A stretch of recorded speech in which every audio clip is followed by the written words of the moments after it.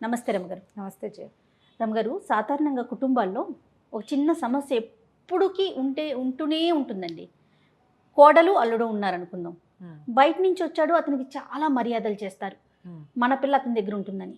అదే కోడలు అనేసరికి ఆ పిల్ల బయట నుంచే వస్తుంది, కానీ ఈ పిల్లని ఒక చిన్న చూపు చూడటం, తక్కువ చేసి చూసుకోవటం ఇలాంటివి ఎక్కువగా ఉంటాం.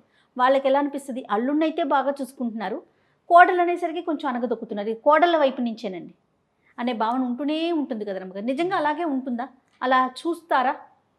చూడరు కానీ చూస్తారేమో, కనపడుతుంది అట్లా అట్లా కనిపిస్తుంది. అల్లుడికి ఎక్కువ ఇంపార్టెన్స్ ఇస్తున్నట్టు ఉంటుంది. ప్రతి విషయంలోనూ మర్యాదల దగ్గర నుంచి ప్రతిదీ స్పెషల్ కేర్ ఉంటుంది అల్లుడికి. కోడళ్ళకి కేర్ ఏం కనపడదు. కోడళ్ళు బాధ్యత తీసుకోవాల్సిన వాళ్ళు, అల్లుడు మర్యాద ఇవ్వవలసిన వాడు. తేడా ఉంది కదా జయ. అంతేనా రమ్మగారు? ఖచ్చితంగా తేడా ఉంది. ఇప్పుడు చూడు, నువ్వు అన్నం తినాలి, కళ్ళు మూసుకుంటే తినేస్తావు. అవును. కాటుకు పెట్టుకోవాలి, కళ్ళకి అద్దం లేకుండా పెట్టుకోగలమా? పెట్టుకోలేము కదా. అల్లుడిని కాటుకు చూసి అద్దం చూసి కళ్ళకు దిద్దుకున్నట్టుగా దిద్దుకోవాలి. కోడలు ఆటోమేటిక్గా నోట్లోకి వెళ్ళిపోయినట్టు వెళ్ళిపోతుంది. తేడా లేదు. కానీ ఇద్దరు బయట నుంచి వచ్చిన వ్యక్తులే కదా, ఇద్దరు ఈ కుటుంబానికి అవసరమైన వాళ్ళే కదా. అల్లుడు అవసరం కాదమ్మా. మనం ఆడపిల్లని బయటికి ఇస్తాం, మన పిల్ల అతని దగ్గర ఉంటుంది. అతనికి మర్యాద లోపం కానీ ఏదైనా చూపు లోపం వస్తే ఆ ఎఫెక్ట్ ఎవరి మీద పడుతుంది? కూతురు మీద పడుతుంది. కోడలు అనుకుందాం, కోడళ్ళు బయట నుంచి వస్తారు వాళ్ళు కూడా. అవును అవును. ఇక్కడ ఆమెకి ఎంత ఇవ్వాలో అంత కొంచెం మర్యాద ఇచ్చి పని చేయిస్తారు. ఈ అమ్మాయి ఓన్ చేసుకోవాలి ఈ కుటుంబాన్ని. ఎప్పటికీ అల్లుడు ఓన్ కాదు. అంతేగా, ఈ మర్యాద తీసుకునే వస్తువే. ఆయన మర్యాద తీసుకుంటాడు తప్పిస్తే ఈ అత్తవారి కుటుంబాన్ని ఓన్ చేసుకోవడం ఎప్పుడూ జరగదు. మా అత్తారని ప్రీతిగా ఉంటారు కొంతమంది, అంతే తప్పిస్తే ఓన్ కాదుగా. కోడలు అట్లా కాదు కదా, తన ఇంటి పేరు వదిలిపెట్టుకుని ఇక్కడికి వస్తుంది. ఈ ఇంటి గౌరవం, మర్యాద, తన ఆడపడుచుల సుఖం, సంతోషం అన్నీ కావాల్సింది ఆ కోడలకే కదా. లెక్క ప్రకారం కావాలో వద్దో. ఈ రోజుల్లో ఎవరున్నారండి అని వెంటనే మనకు ఒకటి వచ్చేస్తుంది మెసేజ్. ఉన్నారో లేరో, మన ఇంట్లో ఆడపిల్ల సంతోషంగా హాయిగా ధైర్యంగా ఇబ్బంది లేకుండా భర్త దగ్గర ఉండటం కావాల్సింది అమ్మా నాన్నతో పాటు అన్నా వదినకి కూడా కావాలి. అవును.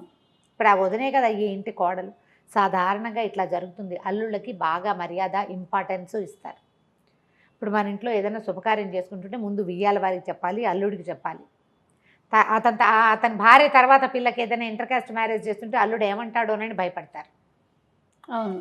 ఆ ఎఫెక్ట్ మన అమ్మాయి మీదకి వస్తుంది. ఏదైనా తేడా వస్తే మన పిల్ల మన ఇల్లు చేరిపోతుంది కదా. అవును. ఆ భయాలు ఉంటాయి. ఇప్పుడు తగ్గిపోయింది జయ. తగ్గిందా రమ్మగారు? తగ్గింది, ఇప్పుడు తగ్గింది. అల్లుళ్ళ ఒప్పుదలలు అవి పెద్దగా అవసరం లేదు. ఎందుకంటే అల్లుళ్ళు కూడా బాగుంటున్నారు ఇవాళ రేపు. వాళ్ళు ఏమంటారంటే మీ ఫ్యామిలీ మీ ఇష్టం. అల్లుడు కూడా పాతకాలపు ధోరణిలో ఇప్పుడు ఎవరూ లేరు. బాగా తగ్గిపోయింది. ఇది పాతకాలపు ధోరణి. ఇది వరకు ఉండేది అట్లా, మొన్నటి దాకా కూడా ఉండేది. ఇటీవల కాలంలో లేటెస్ట్ భావాలు మనకి ఏంటంటే, ఏమన్నా గ్లోబలైజేషన్లో భాగంగా ఎవరి ఇల్లు వాళ్ళది, ఎవరి వాకల వాళ్ళది, మీ ఇల్లు మీ సమస్య మీ ప్రాబ్లమ్స్, మీ బరువు మర్యాద మాదేముంది, అంతే, మీ ఇష్టం, మీ చాయిస్ మీది, మీ ప్రయారిటీ మీది, ఇలాంటి మాటలు వచ్చినాయి. అయినా కూడా తన మర్యాద లోపం తగ్గితే ఎవరు నచ్చదు, ఎవరికైనా నచ్చదు. మర్యాదగా చూడకపోతే ఎవరికి నచ్చుతుంది? అల్లుళ్ళకి. అవును. కూతుళ్ళకి కూడా నచ్చదు తన భర్తకి మర్యాద ఇవ్వకపోతే. కూతుళ్ళకి అస్సలు అస్సలు నచ్చదు. దీని మీద ఒక చిన్న పిటకథ చెప్తాను చూడు. ఓ అమ్మాయి పెళ్ళికి ముందు ఎప్పుడు కట్నం ఇవ్వకూడదని వరకట్నం మీద చాలా వ్యతిరేకంగా ఉండేది. వాళ్ళ అక్కయ్య అలాంటి భావాలు లేవు. అక్కయ్య 10th క్లాస్ చదువుకుంది, అమ్మాయి కాలేజీ చదివింది. రెండో అమ్మాయి, పెద్ద అమ్మాయికి కట్నం ఇచ్చి పెళ్లి చేశారు. రెండో అమ్మాయి కట్నం ఇస్తే నేను పెళ్లి చేసుకోను అని పోట్లాడిందని ఒట్టి లాంఛనాలు ఇచ్చి పెళ్లి చేశారు.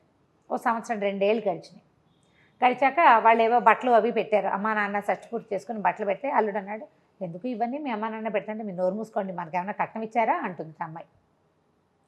మాట్లాడకుండా ఊరుకోండి, మా నాన్న వాళ్ళు ఇచ్చిందే మంచిది, నేను గట్టిగా మాట్లాడి తీసుకుంటాను.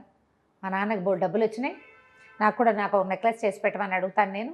అదేంటే నువ్వు కట్నమే వద్దనుతాను అంటే అప్పుడు వద్దన్నాను, ఇప్పుడు నాకు కావద్దా? మా అక్కయ్యకి అన్నీ అవిరినాయి, నాకు వద్దు. అక్కడ పోటీ వచ్చేస్తుంది. కాబట్టి భావాలు ఎప్పటికప్పుడు మారిపోతూ ఉంటాయి. ఇలాంటివి ఆడపిల్లలకి తమకు మర్యాద లభించలేదని, తమకు అందరితో సమానంగా ముట్టలేదని, తన అక్కచెల్లెలతో పాటు కదా అలాంటి భావాలు వచ్చేస్తాయి. అవునవును. నాకు మాత్రం నేను మాత్రం ఇంట్లో పుట్టలేదా అలాంటి ఫీలింగ్స్ వచ్చేస్తాయి. అవి భర్తలే ఎంకరేజ్ చేయక్కర్లా, వీళ్ళకే వస్తాయి, స్వతహాగా వచ్చేస్తాయి కదండి. మా బావని బాగా చూసి తన భర్తను ఏమైనా చిన్నబుచ్చితే ఒప్పుకోరు. కష్టం దోస్తుంది, కోపాలు వస్తాయి, ఇవన్నీ లోక సహజంగా జరిగేవే. కాకపోతే ఎప్పుడు కూడా అల్లుడు ఎక్కువ కాదు, కోడలు తక్కువ కాదు. అసలు సాధారణంగా చెప్తారు, కుమారుడు పెట్టేటువంటి పిండాలతో పాటుగా కోడలు పెట్టే దీపం కూడా ఇంపార్టెంట్ అంటారు మరణించిన తర్వాత. ఆహా. పిండం ఎంత ఇంపార్టెంటో దీపం కూడా అంతే. దీపం అంత, కోడలు పెట్టే దీపం వాళ్ళకి చేరుతుంది అది. ఓ. ఎందుకంటే ఆ అమ్మాయి వల్ల ఈ వంశాభివృద్ధి జరుగుతుంది. ఉమ్. వివాహం ఒక పిల్లాడికి ఒక ఇంట్లో ఒక కుమారుడికి వివాహం అయిందంటే ఆ పెద్దవాళ్ళు వెయిట్ చేస్తూ ఉంటారట, ఈ అమ్మాయి కడుపున ఒక ఆయ కాసి రేపొద్దున తమకు నీళ్ళు వదులుతాడు అని. మన శాస్త్రం అట్లా చెప్తుంది. కోడలు ఇంపార్టెంట్, అల్లుడు ఎసెన్షియల్. ఎవరో ఒకళ్ళకి ఇంపార్టెన్స్ ఇచ్చి వీళ్ళని చిన్నబుచ్చేసి తక్కువ చేసి వీళ్ళ అమ్మా నాన్నలను తెగదిట్టి అల్లుడిని పెద్దగా చేయటం మాత్రం చెయ్యకూడని పని. అల్లుడిని బాగా చూసుకోవాలి. మనం కాళ్ళు గడిగి కన్యాదానం చేసాం, మన పిల్లని ఇచ్చాం, మన పిల్ల బాగుండాలి అంతే. పిల్ల మర్యాద పోకూడదు, మన పిల్ల హర్ట్ అవ్వకూడదు, అవును. అత్తారింట్లో చిన్నపుచ్చుకోకూడదు. అలాగే మన ఇంటికి వచ్చిన పిల్ల కూడా చిన్నపుచ్చుకుంటూ ఉండకూడదు అనే భావాలు ఉండాలి మనుషులకి. తను ఎప్పుడు బాధపడుతూ ఏడుస్తూ ఉంటే ఆ ఇంటికి ఏం అమ్మాయి శుభం ఉంటుంది? కష్టపెట్టుకుంటూ ఉంటే అమ్మాయి ఎలా సంతోషంగా మన బాధ్యతలను స్వీకరిస్తుంది? మరి మన బాధ్యత అమ్మాయిదే కదా. ఎంత ముద్దుగా చూసినా కూతుర్లు బయట వాళ్ళే, వాళ్ళ ఇల్లు వాళ్ళ సంసారం వాళ్ళ పద్ధతి వేరేగా ఉంటుంది. అవును. అమ్మా నాన్న చనిపోయిన 3వ రోజు తర్వాత వాళ్ళకి మనకి మహిళలు కూడా ఉండదు. అవును. పుట్టింటి మహిళ 3 రోజులే కదా.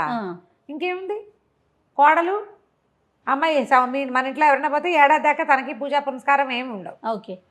వ్రతాలు నోవులు ఉండవు. లోక సహజంగా ఇవి వస్తూనే ఉంటాయి జయ, వీటికి ఇంపార్టెన్స్ ఇవ్వద్దు.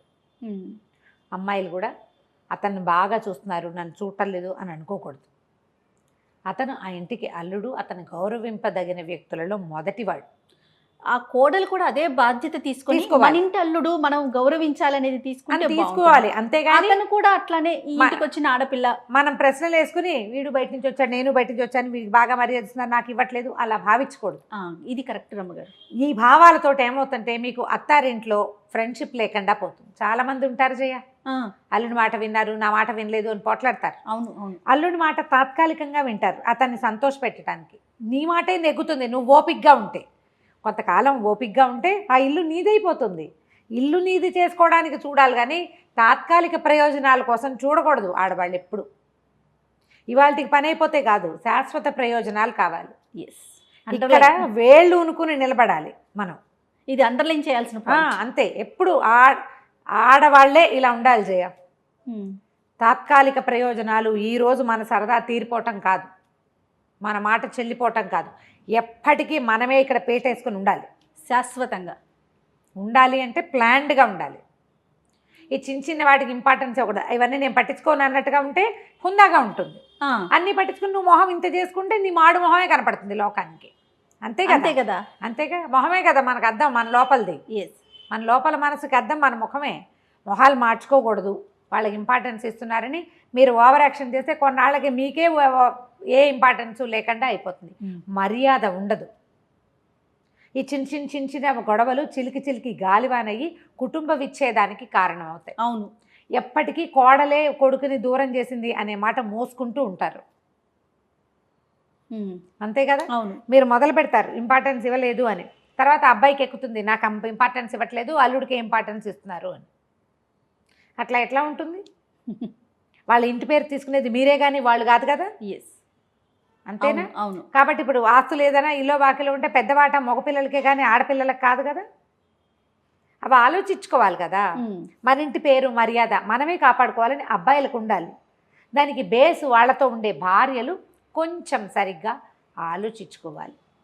మన ఇంటికి వచ్చిన ఇంటల్లుని మర్యాదగా చూస్తే రేపు మనం కూడా చూడాలి అనే భావన ఉందంటే గారు కంపేర్ చేసుకోరు, నాకు ఎక్కువ అతనికి ఎక్కువ, నేను కూడా గౌరవం ఇవ్వాలి అని కోరుకుంటే మనం ఆలోచిస్తే అప్పుడు ఈ కంపారిజన్ గోల్ ఉండదు, కొట్లాట ఉండదు, గొడవ ఉండదు. అలానే పెద్దవాళ్ళలో కూడా కొంత మార్పు ఉండాలి. పెద్దవాళ్ళు కూడా ఏం చేస్తారు, అది మనం జనరల్ గా చూస్తాము.